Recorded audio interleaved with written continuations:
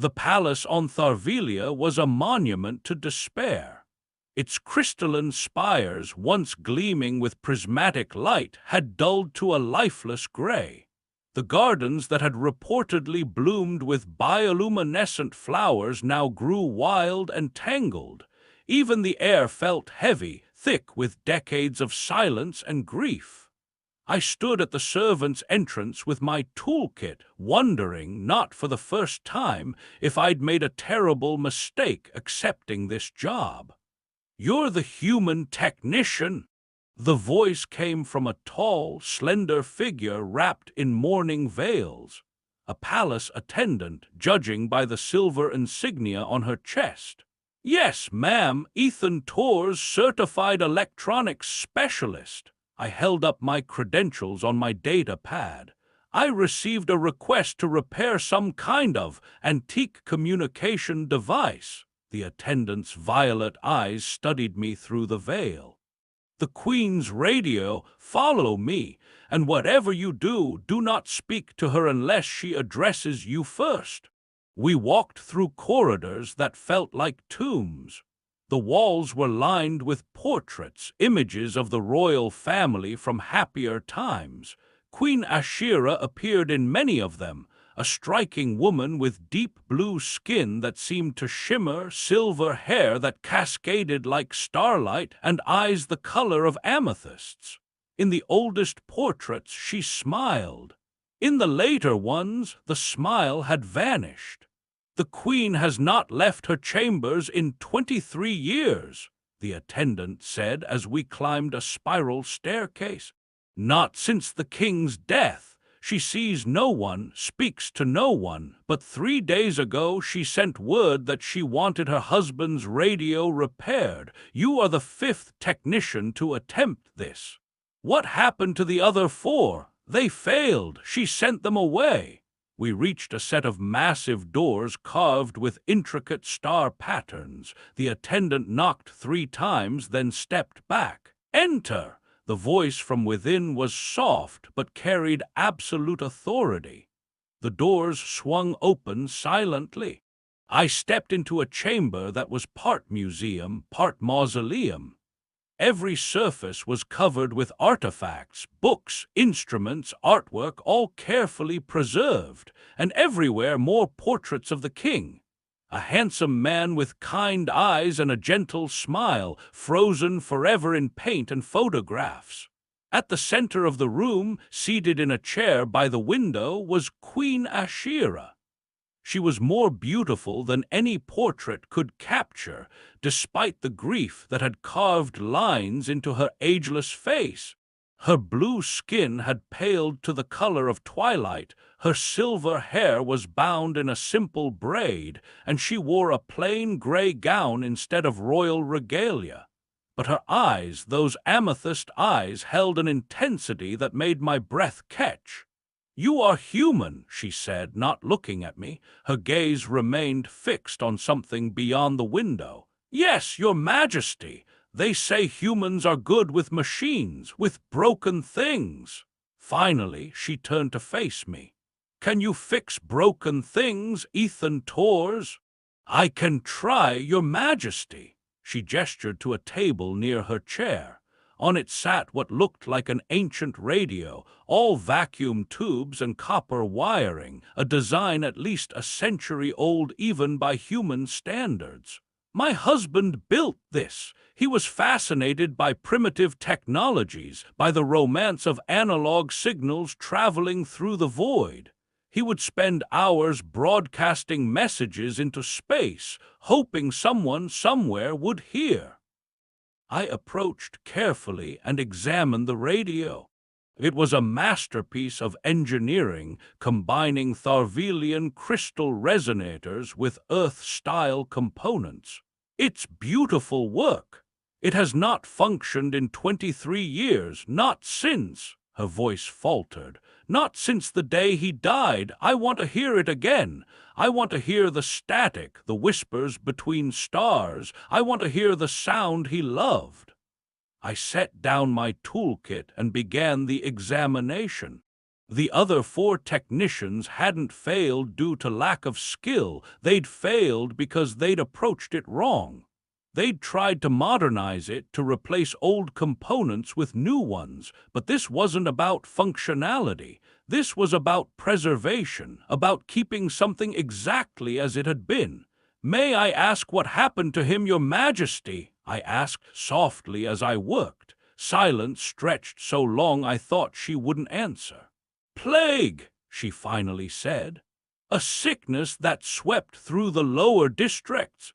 The council told him to seal the palace to protect himself, but he refused. He went into the streets, helped carry the sick to hospitals, distributed medicine and food." She smiled, a heartbreaking expression. "He was a king who loved his people more than his crown, and the plague took him for it. I'm sorry. Everyone is sorry. Sorry does not bring him back. Sorry does not fill the silence he left behind."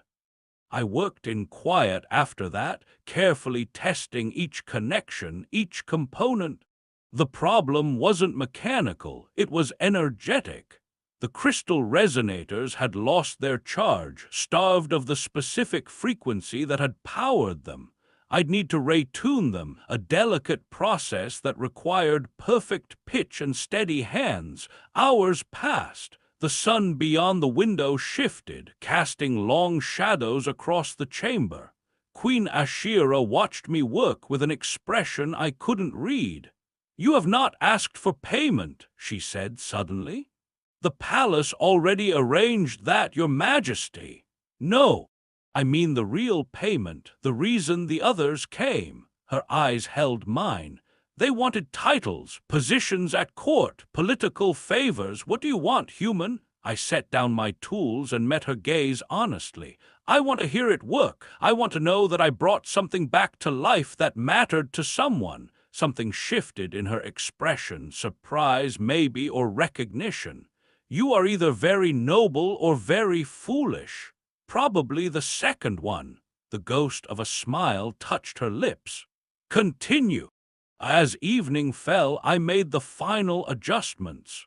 The crystal resonators hummed with renewed energy, their internal matrices realigning to the frequencies I'd painstakingly calibrated.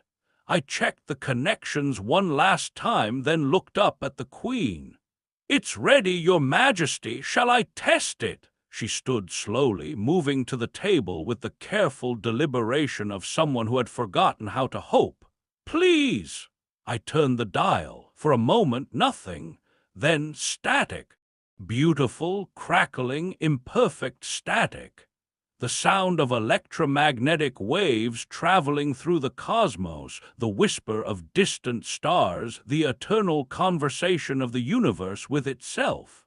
Queen Ashira's hand flew to her mouth. Tears spilled down her blue cheeks, crystallizing as they fell, a Tharvelian trait I'd read about but never seen. Diamond tears, they called them. "It works," she whispered. "It actually works." I started to step back to give her privacy with her memories, but her hand shot out and caught my wrist. Her grip was surprisingly strong. "Wait!"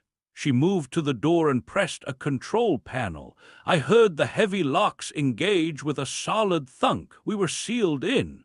My heart began to race. This was it. I'd made some cultural mistake, offended her somehow, and now— "Come closer," she said, her voice barely audible over the radio's static. I obeyed, though every instinct screamed to ask what was happening. She stood facing the radio, her back to me, shoulders trembling. "Do you know what it's like," she said, "to be trapped in a moment, to have your entire life freeze at the instant of greatest pain?" "No, Your Majesty. 23 years. I have spent 23 years in this room, surrounded by his things, listening to silence. The council runs the kingdom. My people move forward. Life continues beyond these walls. But I—" She turned to face me, and the anguish in her eyes was raw and terrible. "I have been a ghost haunting her own life. Your Majesty, That radio was the last thing he touched before he left for the districts. He was adjusting the frequency, trying to pick up a signal from Earth, your Earth. He loved human music, human stories. He said humans understood something about life that we had forgotten, how to find joy in the face of sorrow, how to laugh while standing at the edge of the abyss. She moved closer to me, close enough that I could see the crystalline tears on her cheeks, the tremor in her hands. "You have given me back his voice," she continued. "Not literally, but I can hear him in the static. I can remember the hours we spent sitting here, tuning the dial, searching for signals, and I realized something." Her voice broke. "I realize that I have been so focused on preserving the past that I have killed my own future." "What do you mean, Your Majesty?" "I locked myself in this tomb because I thought staying here, keeping everything exactly as it was, meant he was still with me somehow. But he is not here, he is gone, and she took a shuddering breath.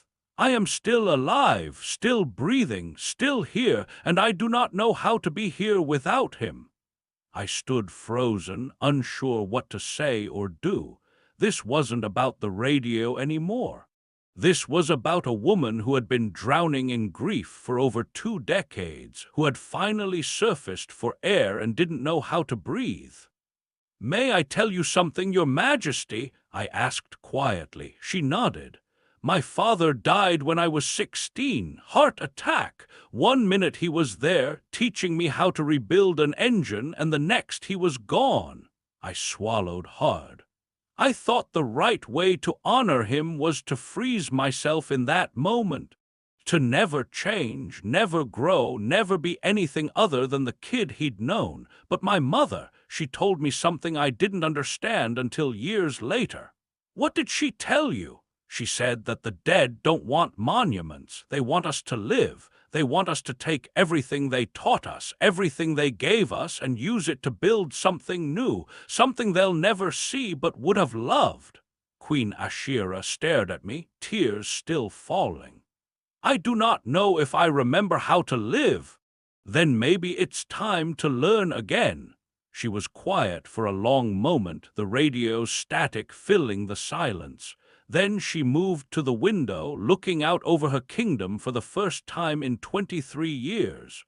"The gardens are overgrown," she said. "Yes, Your Majesty, the spires have lost their light. Yes, my people have endured without their queen for far too long. They have." She turned back to me, and something in her posture had changed. The weight of grief was still there, it would always be there, but it no longer crushed her. "I have been afraid," she admitted, "afraid that if I step out of this room, if I allow time to move forward again, I will lose what little remains of him, that the memories will fade." "They won't fade, Your Majesty, they'll just make room for new ones." "How can you be so certain?"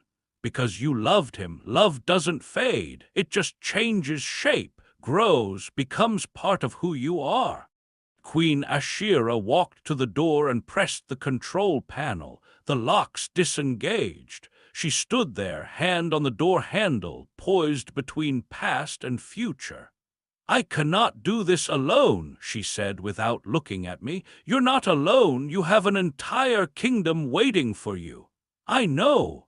She finally looked back at me. "But I would like you to stay. For a time, help me relearn, help me remember what it means to move forward."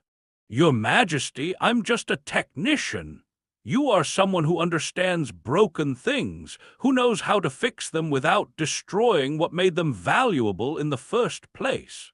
She smiled, a real smile, fragile but genuine. "Please stay." I thought about my small apartment on Earth, my quiet life-fixing appliances and comm systems. I thought about this grieving queen who had been frozen in time for 23 years. I thought about the radio on the table, still whispering its cosmic static. "I'll stay," I said. She nodded, then did something that shocked me to my core. She removed her mourning veils one by one, letting them fall to the floor. Beneath them her silver hair caught the evening light. She wore a simple dress, plain and unadorned, but she stood straighter than before. "My name is Ashira," she said. "Not your majesty, not queen, just Ashira. At least here in this room with someone who has seen me at my lowest. Can you do that? Can you see me as a person, not a title?" "Yes, your Madge," I caught myself.